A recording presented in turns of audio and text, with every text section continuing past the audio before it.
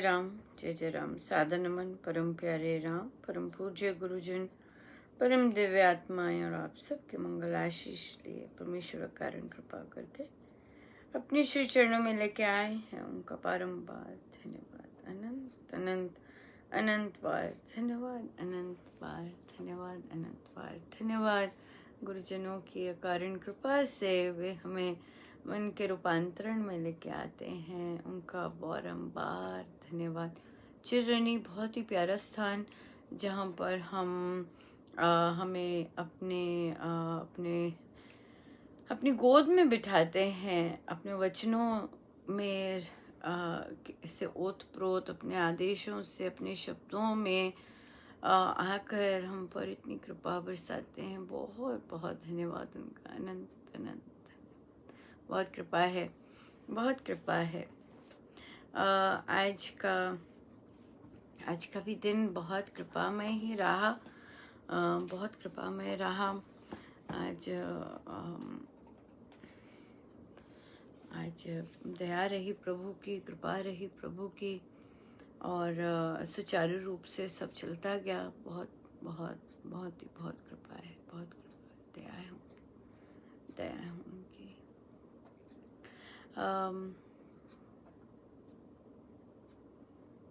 कृपा ही कृपा है कृपा ही कृपा है, कृपा ही कृपा है।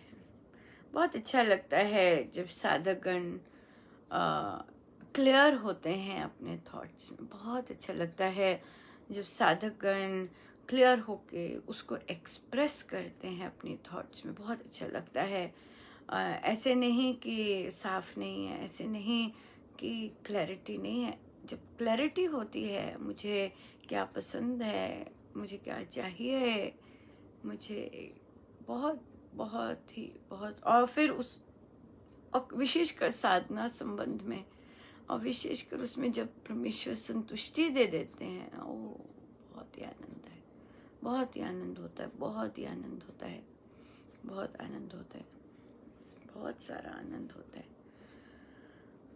गुरुजनों का बहुत बहुत धन्यवाद, बहुत धन्यवाद कि ऐसी कृपा बरसाई, अनंत कृपा बरसाई।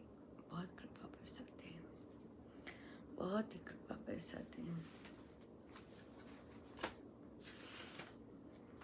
बहुत ही कृपा बरसाते हैं।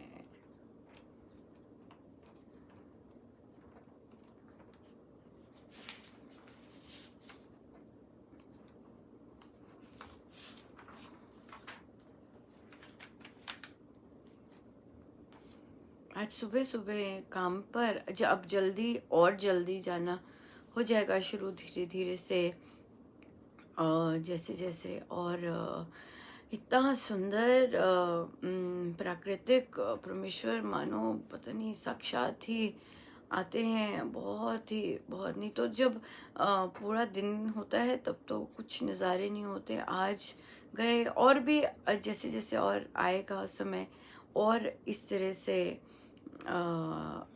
से दिखना शुरू होगा। ओहो, बहुत ही सुंदर पोस्ट भी किया है। आप सब आनंद लें। सुबह सुबह का समय होता है और कल और जल्दी जल्दी का समय होगा। अभी इतनी आदत नहीं है और भाग भाग के पर होगा। तो बहुत ही गुरुजनों की इतनी कृपा है, बहुत आनंद सारा मानो कि बस साथ साथ ही चलते हैं और बहुत बहुत आनंद देते हैं। बहुत सुंदर है।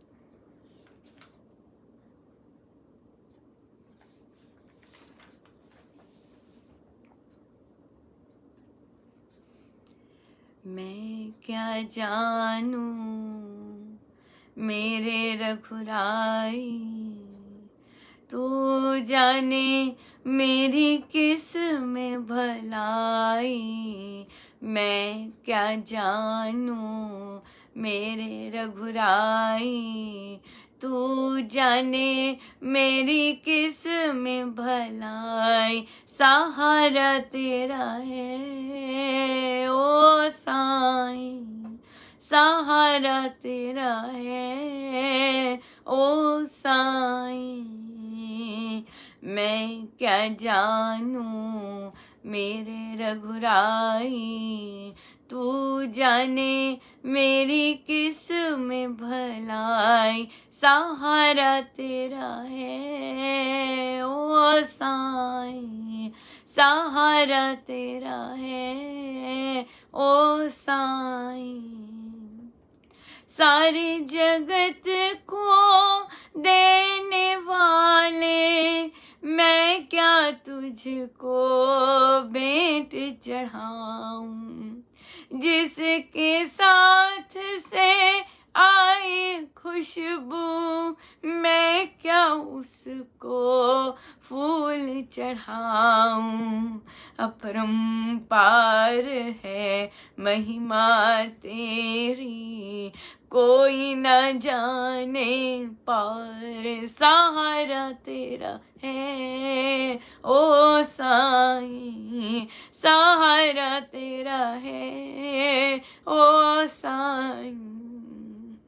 मैं क्या जानूं मेरे रघुराई, तू जाने मेरी किस में भलाई, सहारा तेरा है ओ साईं, सहारा तेरा है ओ साईं। सारे द्वारे तोड़ भगवन, आज मैं तेरे द्वारे आई, बाँह पकड़ लो आप ठाकुर, तो जानूं तेरी ठकुराई। इस दुनिया की भीड़ भाड़ में तेरा ही आधार, सहारा तेरा है ओ साईं, सहारा तेरा है ओ साईं। मैं क्या जानूं मेरे रघुराई, तू जाने मेरी किस में भलाई, सहारा तेरा है ओ साईं, सहारा तेरा है ओ साईं। तू है पारस जिसको छू कर लोहा भी सो ना हो जाए, तेरी शरण में जो भी आए, वो पापी पावन हो जाए। बीच भंवर में नैया मेरी, अब तो लगा दो पार, सहारा तेरा है ओ साईं, सहारा तेरा है ओ साईं।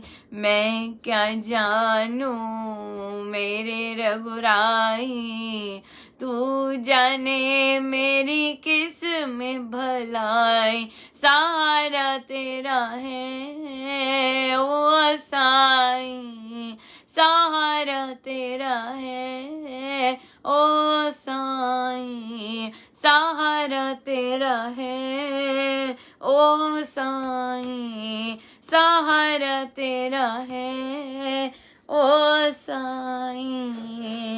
मेरे राम जी मुझे तेरा ही सहारा, मेरे राम जी मुझे तेरा ही सहारा, मेरे राम जी मुझे तेरा ही सहारा, मेरे राम जी मुझे तेरा ही सहारा, तेरा ही सहारा राम, तेरा ही सहारा, तेरा ही सहारा राम, तेरा ही सहारा, मेरे राम जी मुझे तेरा ही सहारा, मेरे राम जी मुझे तेरा ही सहारा, तेरा ही सहारा राम, तेरा ही सहारा, तेरा ही सहारा राम, तेरा ही सहारा।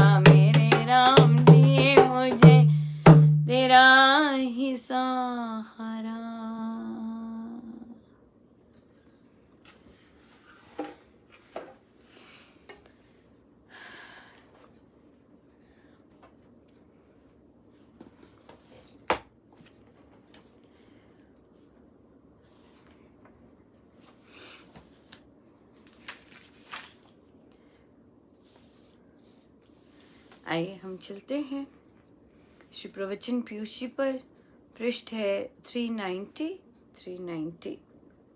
थोड़ा सा पीछे देखते हैं। चल रहा था साधना सत्संग की प्रथम बैठक, और हम महाराज बात कर रहे थे कि महाराज को ढीले ढाला पसंद नहीं है, काम ढीला ढाला हो रहा हो ऐसा पसंद नहीं है।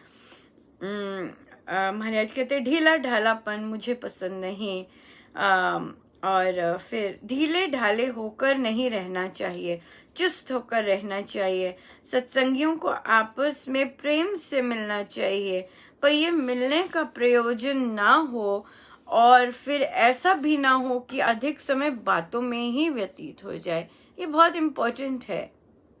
महाराज जिस काम के लिए, जिस उद्देश्य के लिए हम साधना सत्संग जाते हैं, उस उद्देश्य को पूरा होना चाहिए। जिस उद्देश्य के लिए सत्संग में जाते हैं वो उद्देश्य पूरा होना चाहिए। बहुत सुंदर है ये, अपने आप को इंट्रोस्पेक्ट करना चाहिए कि मेरा उद्देश्य क्या है आने का। क्या मेरी मनमानी है? गुरुजनों का क्या उद्देश्य है मुझे यहाँ लाने का? ये ज्यादा इम्पोर्टेंट है दैन कि मेरी इच्छा क्या है आने का, है ना। अब गुरुजनों की इच्छा है कि हम जब वहां जाएं तो हमारा हम सीखें और अपने जीवन में बरतें, राइट। अगर हमारा साधना सत्संग, एकांतवास सत्संग में जाने का ये प्रयोजन ही नहीं है, केवल एक मात्र ये है कि जैसे महाराज बहुत सुंदर कहते हैं कि भजन गाने वाले ये कहते हैं कि ओ मुझे बस मैंने आज भजन गाना है इसलिए मैं सत्संग पे जाता हूँ या जाती हूँ, क्योंकि आज मेरा भजन है सो ही मैं तभी मैं सत्संग पे जा रही हूँ, वरना मुझे सत्संग में क्या है, इस तरह से, क्योंकि मेरा भजन है इसलिए मैं जा रही हूँ। तो अगर उद्देश्य ये है कि मैंने भजन सुनाना है या मेरे भजन की बारी है तो वो उद्देश्य नहीं हुआ। या किसी ने कहा कि चलो सत्संग चलते हैं, चलो उन्होंने कहा है अब बड़ी देर से कहते हैं सत्संग, चलो जी चलो, तो इसलिए जाना है, ये प्रयोजन नहीं जाना हुआ। अच्छा अनुपमा ने कहा है रामोपासना कर लो, चलो वो कह रही है तो कर लेते हैं, ये नहीं है उद्देश्य इन सब का, राइट। इन सब का ये उद्देश्य नहीं। उद्देश्य क्या है? मुझे सीखना है और मुझे अपने जीवन को बेटर बनाना है, ये है उद्देश्य है। अगर हमने ये उद्देश्य, ये गुरुजनों का उद्देश्य है। आपने देखा प्रवचन पीयूष में महाराज का बड़ा क्लियर उद्देश्य है कि यहाँ पे साधक आए और यहाँ से सीखें और फिर जीवन में उतारें, उसे प्रैक्टिस करें। सिंपल है। महाराज ने कहा मेरा कोई ऐसा उद्देश्य नहीं है कि भाई यहाँ पे मुक्ति मिले, ऐसा कोई उद्देश्य सोच में ही नहीं आया, या कल्याण हो, ये भी नहीं सोच में आया। महाराज के देखिए कितने बेसिक फाउंडेशनल उनकी सोच है, जड़ वाली सोच है, और कुछ नहीं है। उन्हें पता है कि जब हम जो सीखा है वो समझ कर अपनाएंगे, अपने जीवन में उतारेंगे, तो हमारी मुक्ति निश्चित है, कोई रोक भी नहीं सकता। हमारा कल्याण निश्चित है।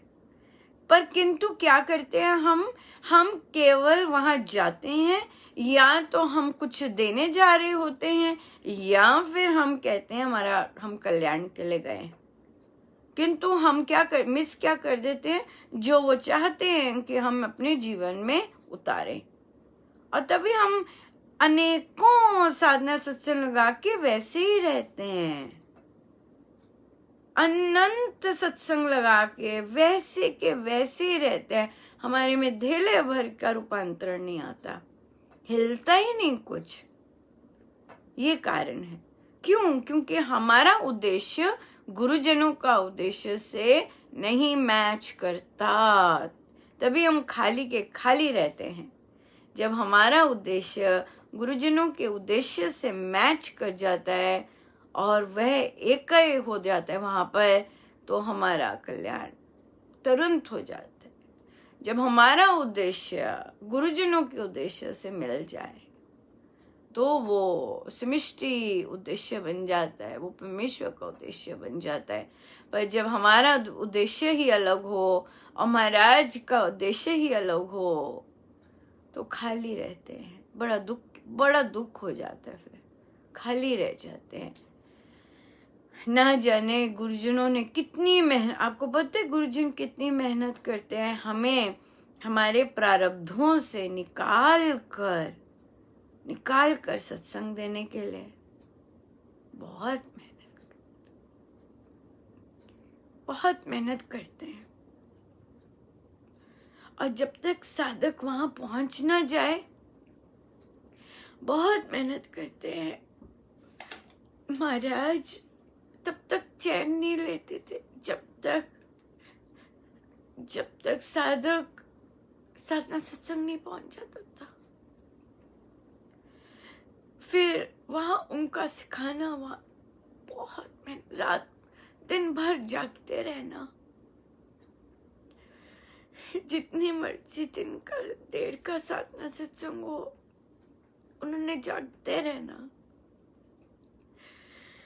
जब से नाम आ जाता तब से तैयारी शुरू हो जाती है, तब से प्रारब्धों का बदलना आरंभ हो जाता, बिल्कुल आरंभ हो जाता।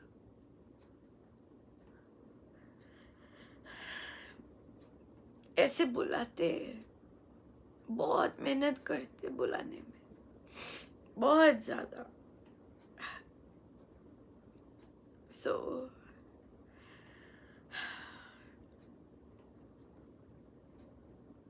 ये बहुत इम्पोर्टेंट है कि अगर महाराज हमें साधना के लिए बुलाते हैं कहीं भी,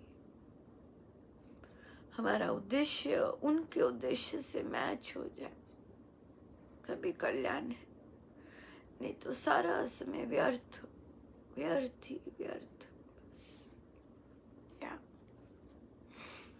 सारा समय व्यर्थ।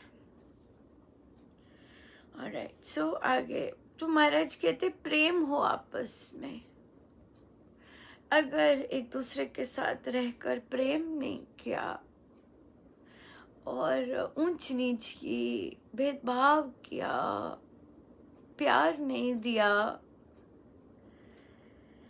और बातों में निकल गया तो फिर सब व्यर्थ। देखो महाराज के शब्द देखिए, अधिकतर समय भजन ध्यान में ही व्यतीत हो और यहाँ आने का मुख्य उद्देश्य भी साधना करने का हो।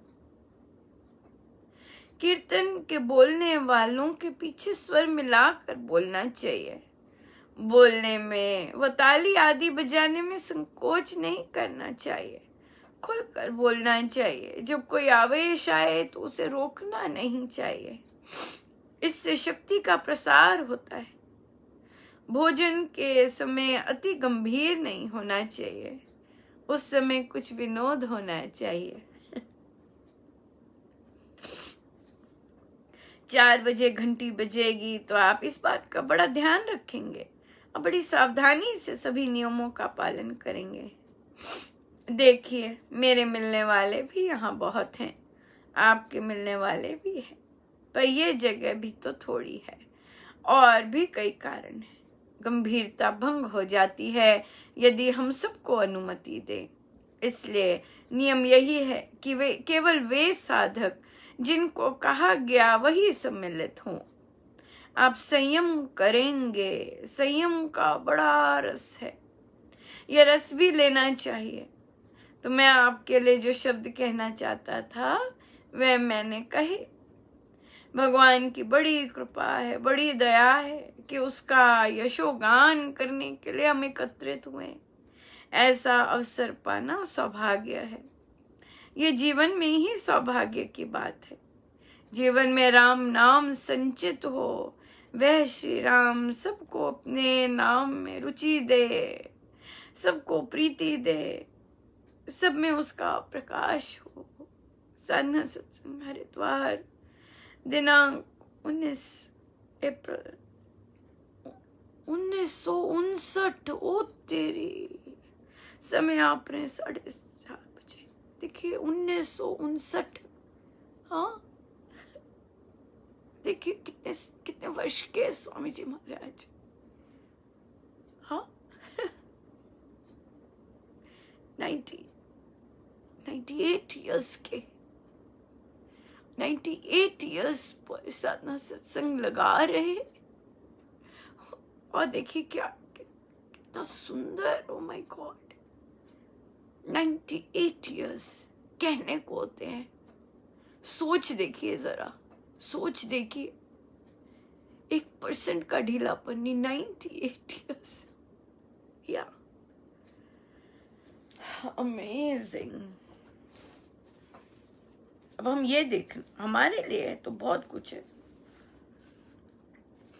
हमने ये देखना है कि हमने क्या किया और हम क्या कर रहे हैं। बात केवल यही है कि हम क्या वे समझ पा रहे हैं जो वे कह रहे हैं। बात यह है, क्या हम समझ पा रहे हैं? क्या महाराज की बड़ी दया है कि महाराज कह रहे हैं राम नाम संचित करना चाहिए। क्या हमने राम नाम प्रेम से संचित करा है? सिंपल बात है। क्या हमने राम नाम के प्रति हमारी प्रीति जागृत हुई है? क्या हमें राम नाम लेते समय रस आना शुरू हुआ है? क्या राम नाम जब हम लेते हैं और राम नाम लेने की भूख हुई है? क्या राम नाम की मस्ती चढ़ गई है? क्या केवल राम नाम में ही रहें ऐसा होने लग गया? नहीं होने लगा अगर, तो मानो बाह्यमुखी हैं, बाहर हैं। नहीं हुआ अगर, इसका मतलब हम ठीक ढंग से नहीं कर रहे हैं। नहीं हुआ अगर, तो मानो कि हमारी रुचि, हमारा जो चीज़ है वो गुरुजनों से मैच नहीं कर रही। कुछ चीज़ है, कोई चीज़ है अगर, तो हमारी मैच नहीं कर रही। ये बहुत ध्यान देना चाहिए। बहुत बहुत धन्यवाद महाराज आपका, आपके एक एक शब्द, ओह बहुत ही सुंदर। अनंत अनंत प्रिय, अनंत प्रिय। आइए चलते हैं।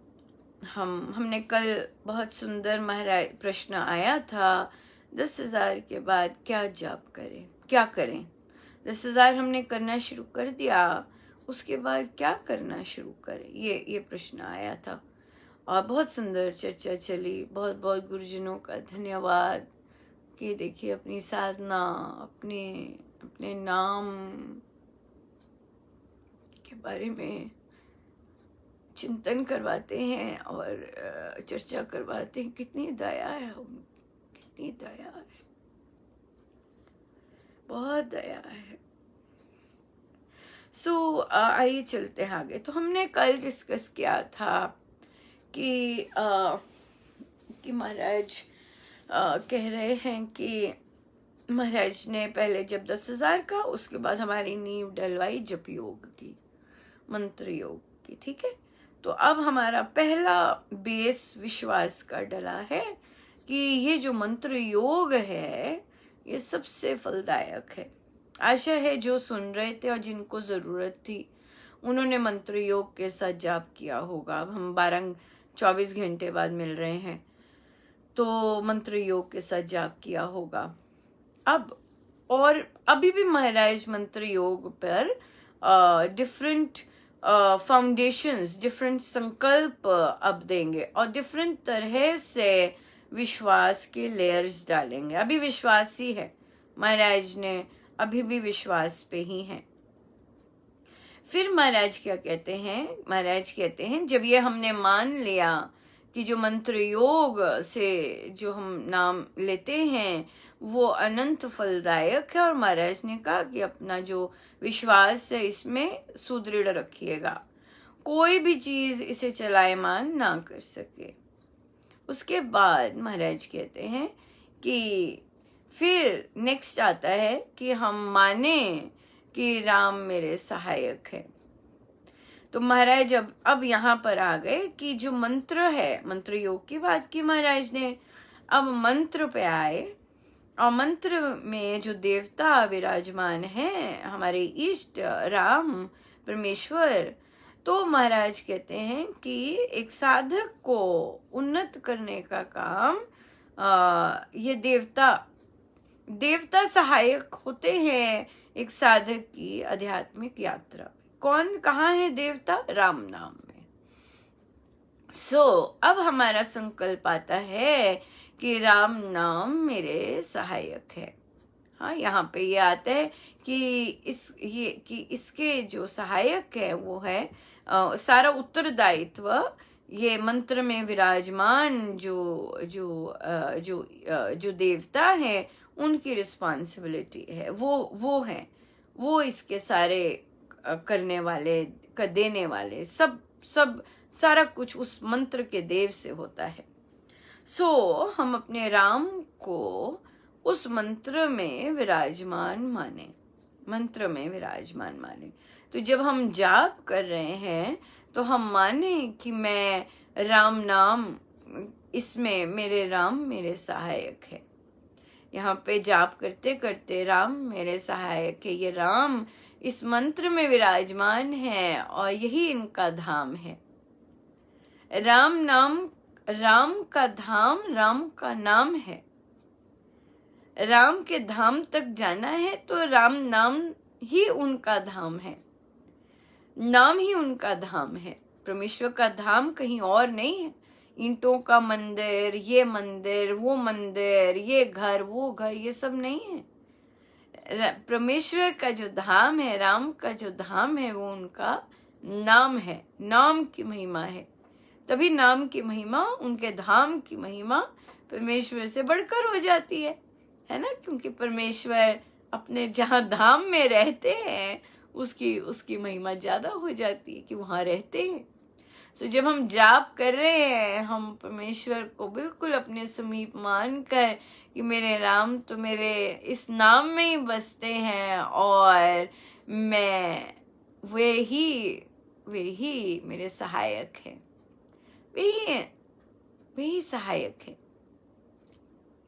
फिर महाराज कह रहे हैं कि जैसे जैसे हम नाम योग से आराधन करते हैं, हम यकीन माने कि मैं राम की कृपा का पात्र बनता जा रहा हूं। तो क्या हो रहा है? अब हम राम नाम ले रहे हैं माला से, और जप योग की विधि से अब हम क्या कह रहे हैं? जप चल रहा है मेरा राम नाम, और मैं राम के निकट जाता जा रहा हूं, मैं राम की कृपा का पात्र बनती जा रही हूँ। राइट? कितने मर्जी मुझे दोष अपने दिखाई दें, अगर दिखाई देते हैं, अगर नहीं दिखाई देते तो वहां पे तो महाराज जी काम करेंगे तभी दिखते हैं। तो मैं राम की कृपा का पात्र बनती जा रही हूँ, मैं राम की कृपा का पात्र बनता जा रहा हूँ, ऐसे जाप कर रहे हैं। तो आप देखिए, जाप करने में अगर हम कहते हैं कि हमारे भाव नहीं बनते, हाँ, प्रश्न आया कि राम नाम लेते समय मेरे भाव नहीं बनते। सब कहते हैं भाव से करो राम नाम, मुझे आनंद आता है बड़ा, पर मुझे आनंद नहीं आता राम नाम से। तो ये जो पंक्तियां हैं, एक ये कि मैं राम की कृपा का पात्र बनती जा रही हूँ, राम नाम। अब देखो यहाँ पर कोई हमें कुछ नहीं महसूस हो रहा, पर हम महाराज का आदेश अनुसार हम ये बोलते जा रहे हैं कि मैं राम की कृपा का पात्र बनती जा रही हूँ। ऐसे राम नाम ले रहे हैं, मैं राम की कृपा का पात्र बनती जा रही हूँ। तो इस तरह से हम जाप करते जाएं और कब कब वो गांठ खोल दें और आनंद बरसाना आरंभ कर दे, हमें क्या पता, क्योंकि कौन है इसके देवता? राम है देवता। ये राम का काम है कब हमें आनंद महसूस करवाना है और कब उसका रस देना है, ये राम का काम है। हमारा काम, हम तो जाप कर रहे हैं, हमारा काम तो अब जप योग में आ गए हैं हम, और हम जाप से ये कहते जाएंगे राम की कृपा का पात्र माने। इसे ये मानना बहुत आवश्यक है। गुरुजनों के शब्दों को मानना बहुत आवश्यक है, बहुत जरूरी है। और अगर हम नहीं मानते तो फिर अब अपनी गड़बड़ है। अगर हम नहीं मानते तो वो अपनी गड़बड़ है। मानना बहुत जरूरी है। गुरुजनों के वचनों पर पूर्ण विश्वास बहुत जरूरी है, बहुत जरूरी। और यही नींव है, यही नींव है। अगर महाराज कह रहे हैं कि इस तरह के जाप से मैं उनकी कृपा का पात्र बनती जा रही हूँ, तो मैं बनती जा रही हूँ। सिंपल है, उसमें कोई दो राहें नहीं, उसमें कोई दो राहें नहीं। राइट? उसके बाद महाराज की अगली पंक्ति आती है, जाप करते समय माने कि मैं राम के निकट जाती जा रही हूँ, मैं राम के निकट जाती जा रही हूँ। हमें महाराज बोलते हैं, संत लोग बोलते, बड़ी लंबी यात्रा है, पर स्वामी जी महाराज ने हमें ये बोला है कि माने कि इस जाप से मैं प्रभु के निकट जाती जा रही हूँ। निकट ले जाना किसका काम है? राम का काम है। पर मैं मान रही हूं कि मैं राम के निकट जा रही हूं। निकट जाना कोई बस में ट्रैवल करके थोड़ा जाना है। राम के निकट कोई ट्रेन का यात्रा तोड़ना है। राम के निकट जाना तो वो माला की यात्रा है। जब हम राम नाम लेते लेते मानते जाएं मैं राम के निकट, कोई पता नहीं एक दिन हम जाप करते करते बोलेंगे, प्रभु मुझे लगता है कि मैं आप में ही, प्रभु मुझे लगता है कि शायद मैं आप में ही, मैं निकट जाती जा रही हूँ। और हम एक दिन कहें कि प्रभु मुझे लगता है कि आप ही हैं जो हूँ और मैं आप में ही हूँ। क्यों नहीं मानो, कुछ पता नहीं। जब हमें आनंद का कोई नहीं आता, हमें कुछ महसूस नहीं हो रहा, कोई बात नहीं, हमारा काम तो गुरु आज्ञा में रहना है। अब हम गुरु को तो ना चेक मार्क करेंगे कि गुरु अपना काम कर रहे हैं कि नहीं कर रहे। इस विधि से करने में देखिए कौन कौन हेल्प करते हैं। सबसे पहले जिनकी बात हम मान रहे हैं, स्वामी जी महाराज, जिनके शब्द हम मान रहे हैं, जिनकी बात पर हम यकीन कर रहे हैं, अब उनका पूरा दायित्व हो जाता है कि वे जो हम कह रहे हैं उसको पूर्ण करें। वो देखते हैं, वो तो अंदर बैठे, वो तो जानते हैं कौन किस तरह बोल रहा है।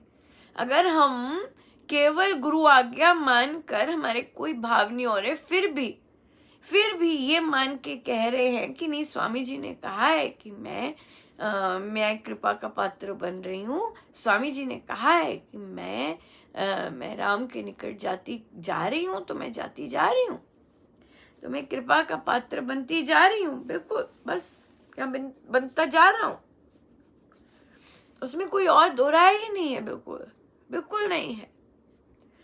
इसलिए स्वामी जी सुनते हैं, देखते हैं कि देखो इसे कुछ महसूस नहीं हो रहा, इसको कुछ नहीं हो रहा, पर फिर भी ये मान रही है कि भाई महाराज कह रहे हैं, तो मान रही है कि महाराज ने कहा है तो ये सत्य है। अब संत का दायित्व बन जाता है उसको पूर्ण करना, बस सिंपल सिंपल। और फिर क्योंकि हम राम नाम ले रहे होते हैं, तो राम ने तो करना ही है, क्योंकि राम ही तो मंत्र में विराजमान है। तो वे मंत्र फिर शक्ति देते हैं, और मंत्र ये सारी चीजें पूर्ण करते हैं। मंत्र की अपनी शक्ति होती है, हाँ, मंत्र की अपनी शक्ति होती है। उसमें विराजमान वो जो देव हैं, वो अपनी कृपा बरसाते हैं। देखो कितनी भारी भारी कृपा बरसती है जब हम इस तरह की इस विधि से लेते हैं। तभी फिर महाराज जब वो क्या बताते हैं, जो इस तरह से मानता है, जो इस तरह से नाम योग लेता है, वो क्या हो गया, वो ब्रह्म सानिध्य को प्राप्त कर लेता है। करता है, मानना है, करता है। तो अब इस बात की हम इस तरह का जब योग करें, इस तरह से आज करें। अभी और भी है महाराज की, देखिए जरा किस तरह सिखाते हैं और किस तरह नींव डालते हैं। एक नींव डाली विश्वास की, दूसरी नींव डाली मंत्र योग की। इस तरह से नींव डालते हैं पत्थर, और आगे जाके कहीं भी छेद आता है, कहीं भी गैप आता है, क्या हो जाता है, इन्हीं लेयर्स में ही हमारी गड़बड़ होती है। बस इन्हीं लेयर्स में हमारी गड़बड़ होगी अगर हमें हमारा ठीक नहीं। यही चेक है, लिस्ट, ये चेक करेंगे कि मेरा ठीक चल रहा है कि नहीं चल रहा है। ये है लिस्ट, देखो ये लिस्ट दी हुई है, देखो ऐसा चल रहा है, ऐसा चल रहा है तो मौजा ही मौजा। ये बात है। तो इसलिए अगर राम नाम में जाप करते हुए आनंद नहीं आता, घबराना नहीं है, ये पंक्तियां लेकर जाप करते जाना है, ये पंक्तियां लेकर जाप करते जाना है। अगर और समय है तो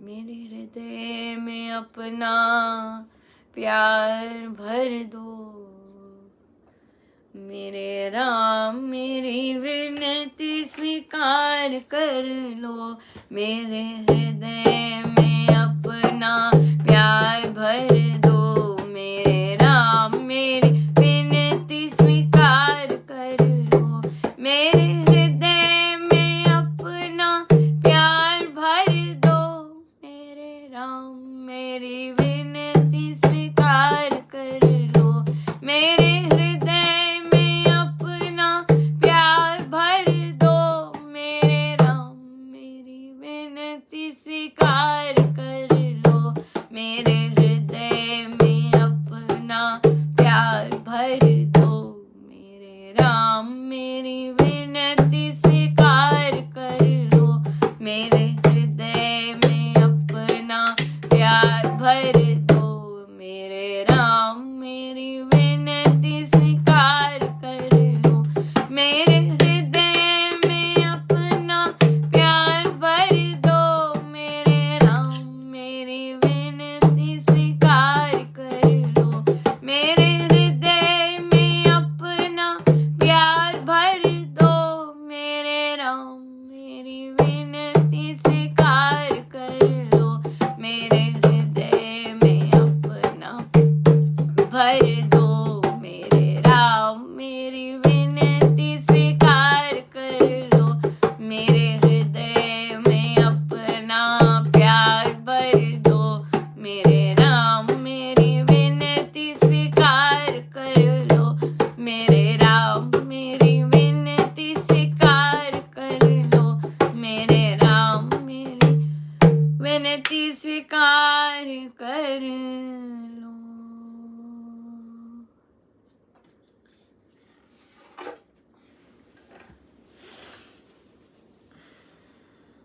ये गाते रहना है, ये दिन भर गाते रहना है, दिन भर। देखिए संतों के शब्दों की बड़ी महत्ता है, क्योंकि जब हम संतों के, अपने गुरुजनों के शब्द लेके उन्हीं शब्दों से प्रार्थना करते हैं, तो फिर हमारे गुरुजन बिल्कुल ही तत्पर हो जाते हैं उसको पूर्ण करने के लिए, क्योंकि उनके शब्द होते हैं और उनके शब्दों से हम परमेश्वर की याचना कर रहे होते हैं। तो फिर बहुत बहुत बहुत बहुत कृपा वे बरसाते हैं। सो करना चाहिए। अगर अच्छा लगे कीजिएगा जरूर। तो ये था 10,000 का नेक्स्ट स्टेप, और हम इसे कंटिन्यू करेंगे एक और बार कि आगे क्या करें, है ना, आगे क्या करें इस बात का। फिर प्रश्न आया कि हम कुछ लोग सब्स्टिट्यूट टीचर हैं, राइट, लगे हैं, और तो क्या हुआ कि गर्मियों में हम गए पूछने कि हमारे लिए है काम है, तो हमें बताया गया कि नहीं, आप लोगों के लिए काम नहीं है, आप लोगों को नहीं आना गर्मियों में, इस तरह से बताया गया। तो कोई भी काम पे नहीं गया, कोई टीचर्स काम पे नहीं गए, बताया गया। तो अब क्या हुआ, जिस स्कूल में, एक पर्टिकुलर स्कूल में उन्हें बोला गया नहीं, कोई काम नहीं। उसके बाद सरकार ने टीचर्स के लिए, सब टीचर्स के लिए पेमेंट किया कि जो सब्स्टिट्यूट टीचर्स पेमेंट की जो आए हैं उनकी पेमेंट हो। तो जो प्रिंसिपल था उस स्कूल का, उसने क्या किया, जो सब्स्टिट्यूट टीचर्स थे अलॉटेड उस स्कूल के लिए, उनका नाम देकर पैसे ले लिए, और सब्स्टिट्यूट को पैसे नहीं दिए, क्योंकि कोई आया ही नहीं था, खुद ही मना कर दिया था, किंतु उनके नाम के पैसे रख लिए। तो अब प्रश्न आया कि क्या हम अपने हक के लिए आगे लड़े, ये बात है।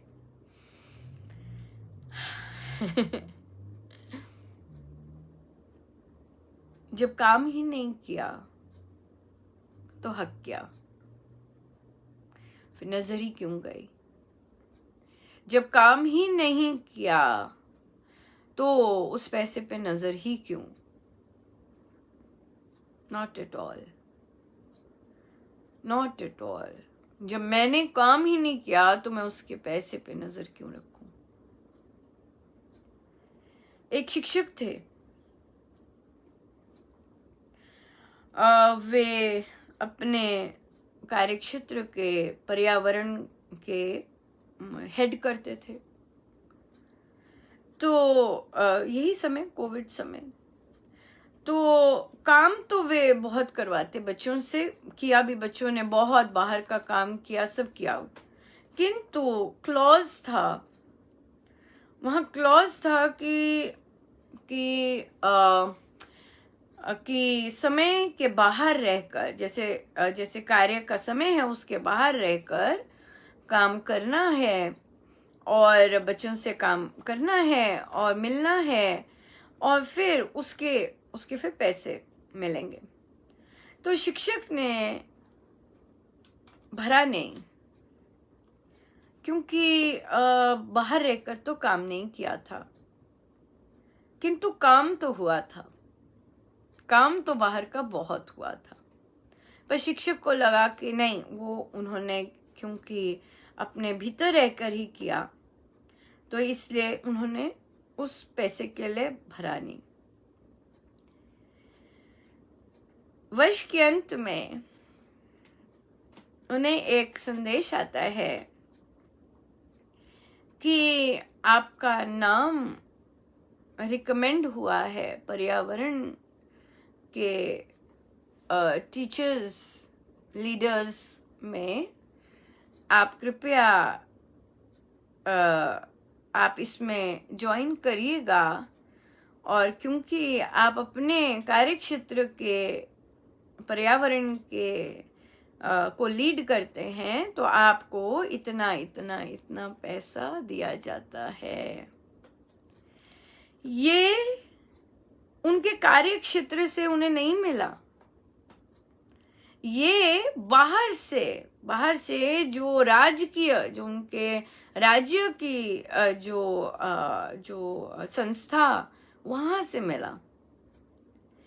और वे शिक्षक हंसे कि देखिए परमेश्वर कितनी बारीकी से हर चीज देखते हैं। परमेश्वर किसी का हक नहीं लेते, कभी नहीं मारते। और जब आप बहुत ही निष्काम भाव से अपने काम कर रहे होते हैं, आपको कहीं ना कहीं से मिलता है, आता है, झोली में गिरता है। आपको मांगना नहीं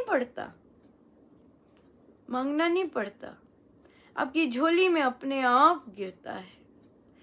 और गिरा ना केवल ये, बल्कि और भी, क्योंकि वे खुलकर दबादब कोविड के समय में भी कार्य किया उन्होंने। झोली में गिरता है, मांगना नहीं पड़ता। जहां काम ही नहीं किया वो क्यों मांगना, वहां क्यों नजर जानी। स्वामी जी महाराज ने कमाई के मामले में बहुत क्रय विक्रय, कमाई पर बहुत सावधान होने को कहा है। एक्स्ट्रा बिल्कुल नहीं। देखिए, अगर परमेश्वर जानते हैं कि कौन कहाँ से टाइट होता है या कौन किस, जब परमेश्वर के अर्पित होते हैं ना, जब राम के लिए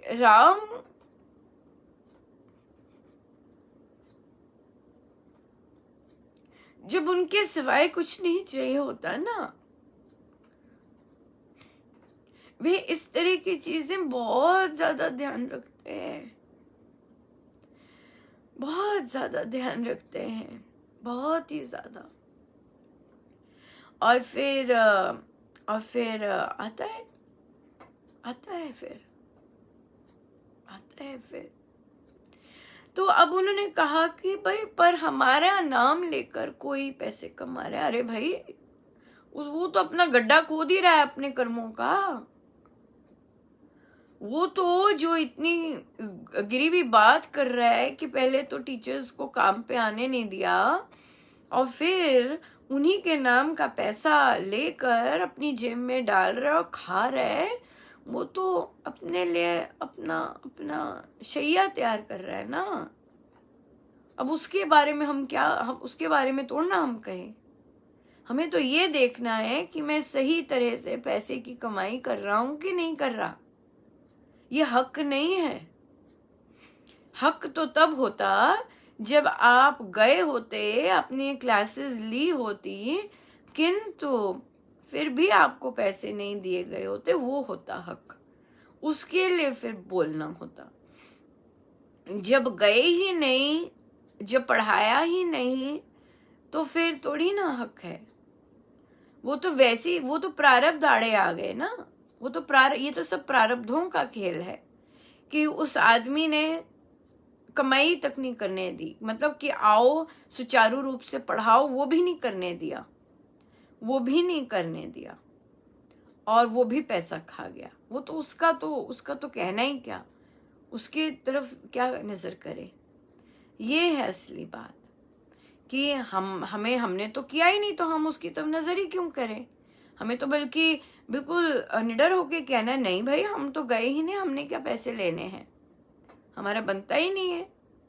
सरकार को बोलना चाहिए, नहीं सर, हम तो आए ही नहीं, हमारा कोई पैसा नहीं बनता। बल्कि ऐसे बोलना चाहिए जैसे क्लास में बच्चे होते हैं ना, और उनको गलती से ज्यादा नंबर दे दें। कई होते हैं ऐसे बच्चे, और आएंगे, इतने ऑनेस्ट होते हैं बच्चे, और आएंगे कहेंगे कि देखिए आपने शायद गिनती में गलती कर दी, मेरे इतने बनते हैं, इतने नहीं बनते। ऐसे भी होते हैं बच्चे, और ऐसे बच्चे तो सदा ही याद रहते हैं। ऐसा जो काम किया होता है सदा ही याद रहता है। ये बात है। इसलिए बहुत सजग होना चाहिए कि मैं इसका हकदार हूँ कि नहीं हूँ। मैंने काम किया है तो मुझे मिले, नहीं काम किया नहीं मिले, ये बात है। सो इसलिए हम बहुत बहुत सजग होकर इस चीज़ की ध्यान दें। परमेश्वर कभी किसी का हक नहीं लेते, कभी किसी का नहीं लेते। वो तो देते ही देते, देते ही देते हैं। हमेशा प्रारब्ध होते हैं।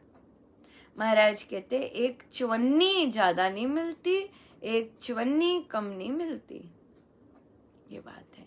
पर जब वो देते या देते देते देते खूब देते। सो बहुत बहुत ध्यान रखें हम। सजगता ही साधना है ना, सजग होना ही साधना है। बहुत गुरुजनों का बहुत बहुत धन्यवाद। इतनी कृपा बरसाते हैं, इतना आनंद देते हैं, बड़ी दया है उनकी, बड़ी कृपा है। धन्यवाद, बहुत बहुत धन्यवाद। आइए हम ध्यान पे बैठे।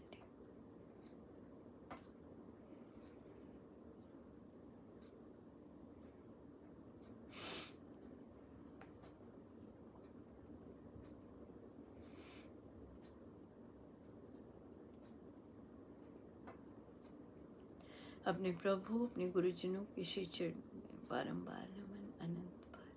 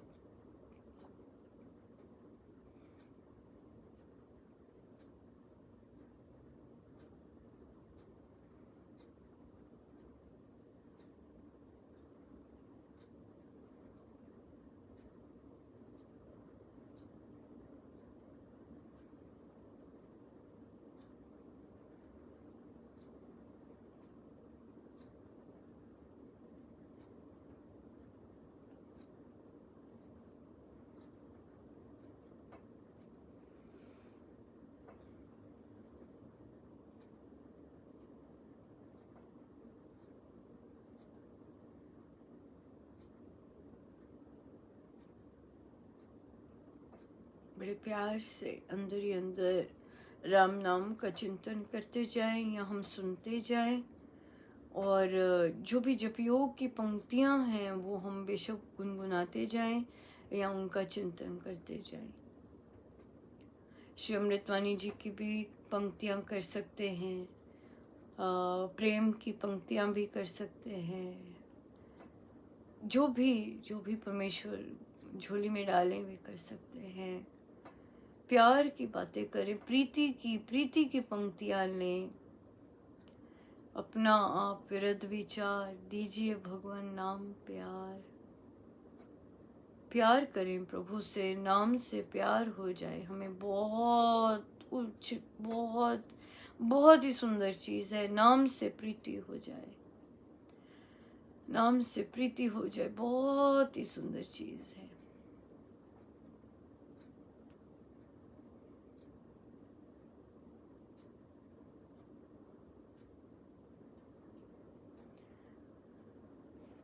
जितनी देर हो सके हम बैठे रहे, सब गुरुजनों का उन्हीं के श्री श्री जय जय जय जय।